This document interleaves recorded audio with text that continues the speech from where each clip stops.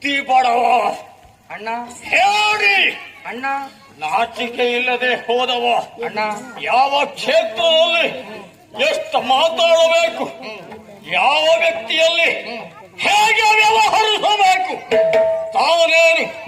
ತಾನಿರುವಂತಹ ಸ್ಥಳ ಯಾವುದು, ಯಾವಾಗ ಎಲ್ಲಿಗೆ ಹೋಗಬೇಕು, ನಾಚಿಕೆ